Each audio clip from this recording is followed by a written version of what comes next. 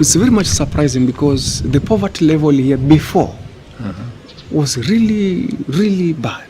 Wherever I come here, I see everybody is very busy doing something to earn his or her bread. So your investing in this area has actually changed the lifestyle of people so far.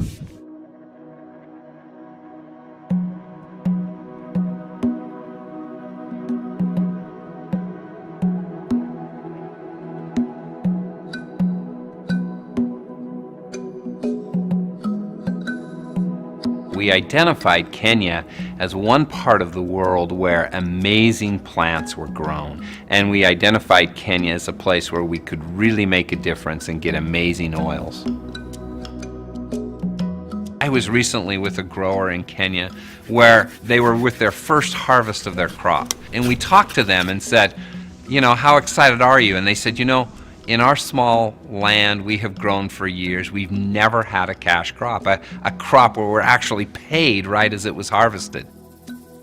So this is a Bluetooth scale that's portable and goes out into the fields, and it links up with the field officer's mobile phone. They'll weigh the tea tree or the ginger or whatever it is, and it registers immediately on the phone. Then Lydia will hit payment. That transaction is recorded in the farmer's account, and then those funds are transferred to the farmer's mobile phone. Within 24 hours? Within 24 hours, yeah. We're pushing for instantaneous, and we'll get there pretty soon. Right. We're at 24 hours right now. What makes it so good for me, when I can do a small thing that would change somebody's life. Like tomorrow I have these people, they cannot go begging, they can take their children to school. Because of one day I came and visited and spent 5 minutes to explain something, it makes the whole difference.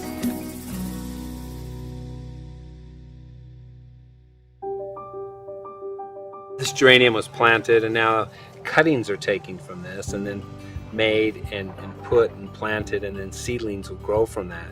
And the seedlings are then provided to the farmers. I mean, the financial kind of inputs required to plant something like this all up front would be really challenging. So we've been really lucky to create a revolving credit fund, which allows farmers to buy all of these seedlings on credit. That balance is deducted over the course of a number of different harvests, so they're paying it off over time, which allows farmers to jump into a project like this, which would otherwise be very difficult to do. It is too difficult for the farmer to get the car.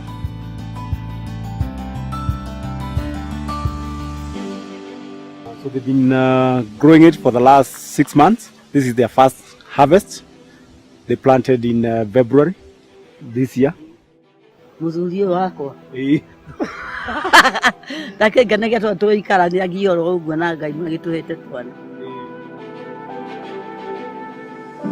really focused on building systems that put farmers first, providing them all the support structure that they need to succeed as a smallholder farmer of essential oil crops.